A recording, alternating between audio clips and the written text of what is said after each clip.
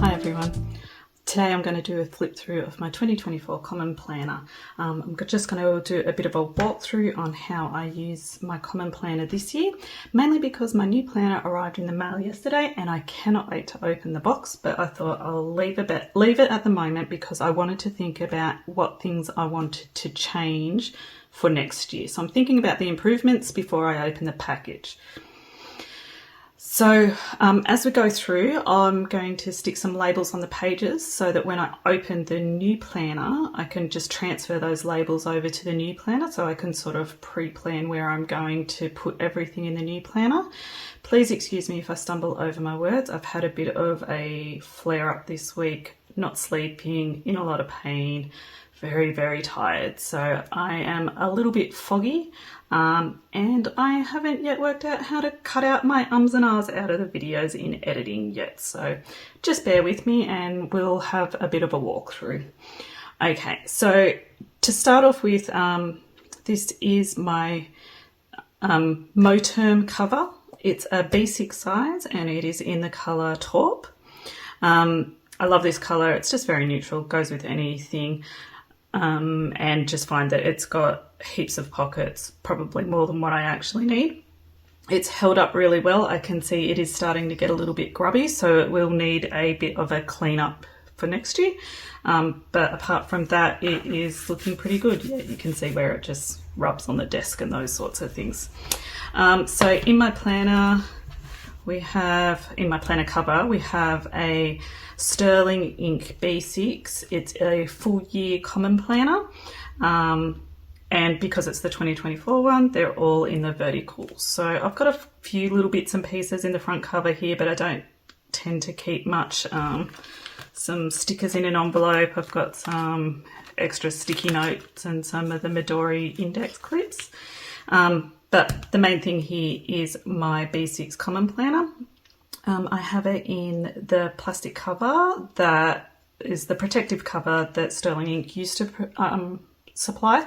They no longer supply it, but I believe there are other companies that do a B6 cover if you would like that. And then in the back, I've just got a few notes, so a little ruler. I did make myself yep, there's that brain fog, can't remember what it's called. Put it in between the page just to help not when the pages are getting a bit wrinkled, those sorts of things, and to make it easier to write. I don't actually use it, so I'll probably take that out for next year. And then I've just got some notes about like what do I do each month for a reflection, or what do I need to include for weekly planning if I'm having one of those moments where I can't remember. So what I might do is I will pull this out. The page markers, I have one in on my journaling page for today, and then I also have one in marking the week. So I'll take those out, pull this out of here so that I've got a little bit more space and we can have a look at this. So my Sterling Ink planner is in this pink colour. She's doing a different pink this year for 2025. Beautiful cover, didn't have an issue with it, love the texture, think it's great. And then in the front, I've just inserted a vellum that I've printed myself into the front cover there. So I tend to switch this out. It matches the colour scheme that I'm using for this month. Yeah, just to make it look a bit pretty. So then in this front page, I've just put a bit of a decoration on it. I don't use this page, put my name on it from a sticker that I had. So this is just purely for decoration. This page, I know a lot of people don't use it because it is attached here, so I've just decorated it with the 2024 and some other of the really big Happy Planner stickers that I don't have any other use for. Often here I will have a sticky note that is tracking any packages that I'm waiting for in the mail, or another sticky note up here of where we're planning on having some time off for holidays later in the year. Then on the next page, what I have here is my word of the year, and I tend to do it as a word cloud. So my word of the year will always be a verb, in that I want to use it as inspiration to do something. So last year was Embrace. This year's Cultivate. Haven't quite decided what next year is going to be, but I did note this year I ended up with some double ups of some of the things, so like rest, happiness, those sorts of things. So I want to plan it out a little bit more next year. So I've just put a note to myself that for next year I'd like to make sure that I actually have some bigger words that are hitting my goals, and put in more of a balance around work, play, rest, health, those sorts of things. A lot of this was around enjoying myself more, which was probably a bit of the mental space that I was in at the end of last year. And then for the yearly overview, I'm glad that it's only got the 2024 overview. I don't think I'd use a 23 or 25. But this has been a great way just to mark off the days as they go. I have put in when I have a rostered day off, or if there's any public holidays, those sorts of things. I've also highlighted in here when my uni term is. I was putting in my assignments, but found that that was just way too overwhelming, so I won't be doing that again in the future. But next year I'll need to highlight uni terms again, and my son is also going to uni next year, so I'll highlight when his uni terms are so that we can hopefully work out when we can actually see him, seeing as he's moving a fair distance away to go to uni. Then I've got my vision boards. So these 2 pages in the Common Planner are blank. I've just done these up in Canva and printed them out myself, just put them in with some double-sided tape. And all of these images are things that are related to my goals. So whether it's around study, or planning my time on my reading goal, getting my veggie garden working again, which is great for my mental health and physical health, having some downtime, doing some painting, those sorts of things. So from there, then we go into the goals section that's in the Sterling Ink Common Planner. I really like this. Didn't know how to use it really well last year. I've done goal planning for quite a few years now using lots of different methods, so I've sort of come up with my own bit of a hybrid. You might see I've got some things covered up. I just know numbers around people's weight and those sorts of things can be quite sensitive for some people, so I figure let's just cover that up, save that. So my plans for this for next year will be to do something similar with the different areas for the goals. The 1 year the sometime and the 1 year, have those more as the vision goals. And then from half year through to daily, how I am going to practice those goals. What are the things that I need to do to make those goals happen? So the way that I did it this year, because I'd come from different goal planning, I mapped it out myself in the blank pages at the back, and I think next year I'm going to be able to transfer all of this stuff through to the front pages for next year. So I just mapped out what those different goal areas were that I wanted to concentrate on for this year, gave them a colour scheme because why wouldn't you? And then I went through and did a quarterly breakdown and made sure that each of those different goal areas, signified by the different colours, was represented across the year, so that I was making sure that I was concentrating on different areas. I think for next year, I will be able to do this quarterly breakdown. Well, the goal areas and the colour scheme I can do in this first column for naming what the goals are. And then for the quarterly breakdown, I think I can do those in this top part of the quarters that she has in the front of the planner. So if I can transfer one of these to here, then I can just go straight to breaking that quarter down into the monthly and how I'm going to achieve it. So that's my plan for what I'll do. We'll see how that works out. So yeah, so the top bit uses a quarterly breakdown, and then each of those goals, break them down into actionable tasks for each month. And then this I have been using as a habits tracker. There are some goals that you can see that I just hit or some habits that I hit every day. So I think I need to revise what those habits are going to be, and maybe put some more emphasis on these ones that I'm not hitting all the time.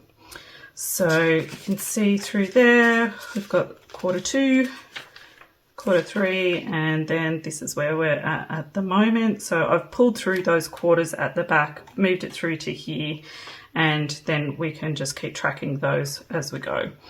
So probably to round out the goal tracking, I'll show you this now. After the quarterly breakdown, I have a monthly breakdown. So here I'll put in, it's a little bit of a take of the Maxi Life goal planning, but it's also different things that I've seen before as well. So things that only need to happen once over the month or gradually over the month will go into a monthly action. Things that need to happen each week or that I'd like to hit each week, like once a week go to the gym, or here go for a swim twice a week, those sorts of things. And then the things that I'd like to do each day, these are all the things that are moving me closer to those goals. So I track those on a daily basis. And then at the end of the month, I do a review of how my goals went. What was it that stopped me from doing it? What will make me get closer to achieving my goals in the next month? So that's what these are. So I've got all those pages through there. So I'll still keep that tracking at the back of my planner for the next year. But here will just be about that breakdown and what I'm trying to achieve. And then from there we go into the monthly. So I didn't bother with the December monthly in this planner. But you can see in my monthlies, they are pretty sparse, especially like at the start of the month. I actually use my monthlies for my reading tracking. So I'll print out a little sticker of the front cover using my foam memo printer with some transparent sticker paper. And then I'll just use an arrow to show when I read that. So open end means I'm still going, close end means that's when I finish the book. So I've got my reading tracking, days off, any public holidays, where I've got birthdays, appointments, those sorts of things. I also put an affirmation in my monthly calendar, and then I write that affirmation out each day over the month in my journal. So you'll see I use a bit of a different colour scheme each month, and just change it up a little bit. Same with the affirmations. Obviously didn't do much reading that month, no book covers there. This was actually the month that I started uni, so big change in scheduling, so less time to read. Going through, I put in flags this month for when I had my assignments due and found that it made it quite cluttered, so I don't think I've done that again since. And then obviously term finished here, and I read 5 books the next month, so it's definitely my reading fluctuates with how much my uni load is. So back into, did a bit of a sort of Christmas in July. It's just wintry here in Australia at that time of year, so Christmas stickers actually suit. August, September, and this is our current month. So as you can see, it's a lot more sparse at the start of the month when I haven't put any more book covers in. My uni will finish here next week, which means that I can go back to reading, which would be great. And then, yeah, I tend to do a little bit of temporary planning. So I'll use stickers, little sticky notes to plan ahead of time, generally sort of in the last week of the previous month, unless I know that there's something coming up. And that way I can schedule in, okay, when are we going to catch up with my parents, or when are we going to catch up with friends, or I need to get out of the house that week. Let's do a road trip or something along those lines. So that's the monthlies. And then we go into the weeklies, which are fairly standard. So vertical weekly, I tend to put a framework in of when my work days are and then plan around that. So put my exercise schedule in around it. I was doing some pre-planning of tasks that I needed to do around the house, but found that I was writing in the same stuff every day, so it was a bit of a waste. So you'll see as I go through that goes away. I do have a focus area, a goals, and a to buy. So these goals reflect that tracker in the back of what I'm trying to achieve. And then I'll try and actually schedule these things into my week somewhere as well. So as we go through, you'll see the colour scheme changes pretty much on a monthly basis. I used to do different every week and just found it too overwhelming to come up with different stuff every week. So I find if I pull out different colours for a month, towards the end of the month, I might be getting a bit sparse, but generally it just gives me something to go on so that I don't have to think about it too much on the weekend. So going through March, I like the colour scheme, it's pretty. And then into April. Obviously getting a bit hectic here. It was towards the end of semester. I did not enjoy one of my subjects last semester. Trying to learn to code a computer game. Not my cup of tea. And then into May. May was when all my assignments were due, so I basically was getting up at ridiculous o'clock in the morning, staying up late at night, all weekend, just doing assignment work to try and get through. And more assignment work. And then assignments finished and I basically put my planner down and didn't look at it for a couple of weeks.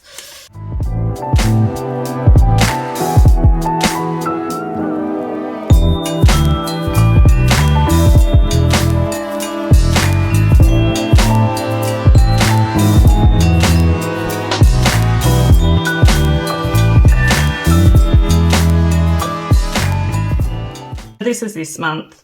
Like I said before, I'll print out a vellum to match the colour theme, so I just had a whole heap of purple stickers. So that's what we're using up this month. I've been using a purple highlighter, so I didn't actually mention this before. I'll have a highlighter and a pen on my planner all the time. The highlighter will normally match the colour scheme of what I'm working with. And at the moment I'm using a Zebra Blend in a 0.5. It's a very fine point ball pen. I actually think it's probably closer to, I've used 0.38s in the past, but it's just really nice and fine for writing in these small grid. So this month I'm actually using rub-ons instead of stickers. So I haven't used those in years, but I do like the way that they look on the page. So that's really cool. So yeah, so this is this week. Filming this on Friday, and then you'll see for next week I've already got bits in. So once I've planned my month in the front, I'll move those stickers through to the relevant days in the weeks so that I've basically got the plan done ahead of time. It's just putting it in and making it look pretty, and then that'll go through as we get closer to the end of the year. There's not much in there. I just put in public holidays ahead of time right at the start of the year so that I know when they are coming up. And then from there we go into the back pages of the planner. So the way that I've used the back pages in here is basically for tracking, and I've also been using it for journaling as well. So I did a bit of a header page. I'm using the Midori clips as my page markers just because they're so fine. They don't add a lot of bulk or anything like that. My exercise movement, I've done as a year in pixels this year with a bit of a colour scheme at the bottom. I made it 2 squares wide so that I could allow for 2 different types of exercise. Occasionally there's 3 that I've done. It's pretty rare that that happens. And you can see they've only taken up going to the gym in the last couple of months. So that just sort of, you can see where it got really busy around uni, and my exercise died off when I've had some illnesses that have affected how much exercise I can do, those sorts of things. Then I have a yearly tracker for the health metrics that I'm measuring. This is more in terms of getting to a healthier amount of body fat, but also making sure that I keep moving. If I am carrying too much weight, it puts too much pressure on my joints. So it's something that I need to be careful of. So I measured myself on the 31st of December, and then measure myself at the end of each month. I have a rough goal of something to aim for, and just trying to make progress. So you can see my steps dropped off significantly as uni got busy, and struggling to get those steps back up again at the moment. And then these are my main health trackers. These ones I do every day. So I've got a couple of notes there of how things want to change. That's just covering up my medications. So at the moment I'm tracking how many steps I do a day. I'll just write in the total and then highlight it. So I've got that visual. January, I obviously did really well. And then I'll track my medications, my painkillers and my supplements, and how much water I'm drinking. So I figured nobody needs to know what medications I'm on. Then over the page I have how much sleep, just with an 8 till 8 schedule. I am normally out of bed by 6 o'clock and normally in bed not long after 9. So how much sleep I get in there is a different matter, but I track my monthly cycle, how my mood changes over the month, irritability. Oh, funny that. Look at my monthly cycle. My mood dips and my irritability goes up. Look at that. How productive I am as well. And then on this side, how I'm feeling. So I tend to track exhausted most of the time looking at that. How my pain is going, where the pain is or what type of pain it is. I have some significant GI issues at the moment, and then some notes. So straight up here I noticed that I don't have enough room for some notes, so I changed that a little bit in the following month and squished these together a little bit. But basically, so this is write the number in and highlight. This is just highlight which medications I've taken on the day. So obviously painkillers I don't have to take all the time. I have one every day. Supplements, I'm actually starting to drop a lot of those, working with a nutritionist to make sure I'm getting it through my food rather than having to take supplements, except for the ones that I'm actually deficient in, and then tracking how much water. So this page is all just highlights, and then here I'll do just a dot each day and connect the dots. I was using a ruler here. You'll see later on that I ditched the ruler and just went to handwriting.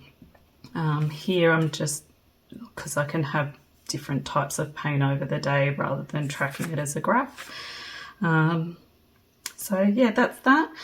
And then I'll go on to the next month. So what I have found this year is that basically I'm a couple of pages short. So because I only have a limited space for the notes there, I want to actually make an extra page each month that's just a full line for each day. So some days there'll be nothing written in, some days there's a lot more to write, and that's just tracking different issues that I have so that I can communicate those to my doctor.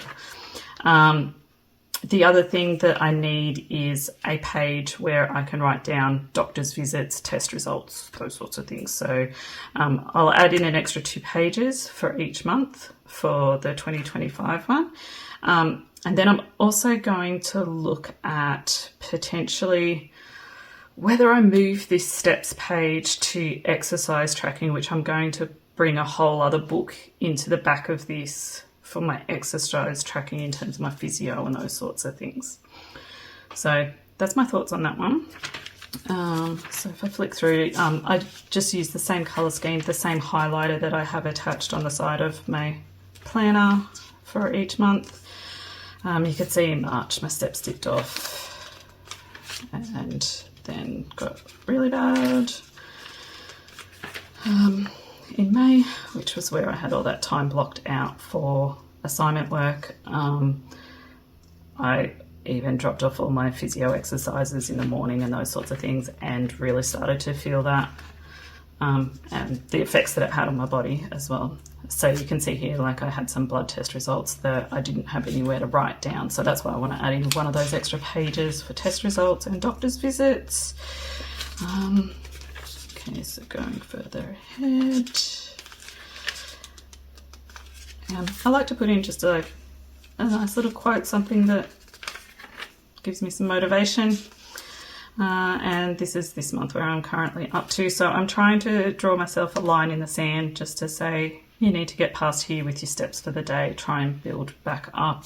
We've just switched over to daylight saving, so hopefully that little bit of extra daylight in the day will help with that.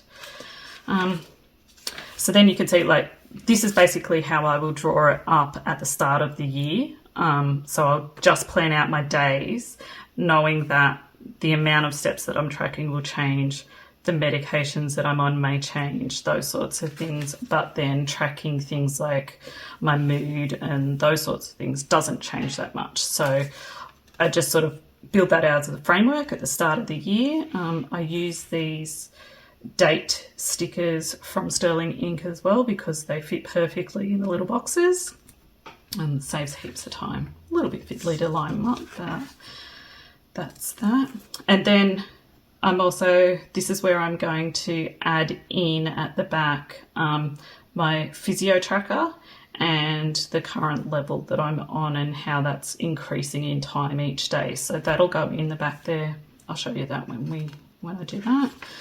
And then the other things that I have in the back here, a mission statement. This is from 7 Habits of Highly Effective People, I think it is. I need to still condense this down quite a bit, but just how I thought about that. And then these goal areas that I showed before. So each of these goal pages, these I think I'll put in front of the health trackers. So then the health will go into the exercise pages. So that's going through those. As you can see, a little bit hit and miss with these. This is the current month. That highlighter is really faint, which makes it difficult. But again, this is how I'll draw it up at the end of the year. So I've got that framework for the whole rest of the year as well. And then I go into my journaling pages. So this whole back section here, I'm just about out of pages and hoping that I'm going to be able to fit it all in. So I'll do, it's my whole daily journal basically. So I'll do a monthly currently page. I'll stick in a Sterling Ink vellum that I've printed out myself, and then do a currently inked, and then just a little bit each day. It's got my gratitude, it's got my plans for the day, and a bit of a verbal diarrhea to get the thoughts out of my head. So I won't flip through that because I haven't gone through and checked if there's anything special in there. Lovely photo of stitches in my leg.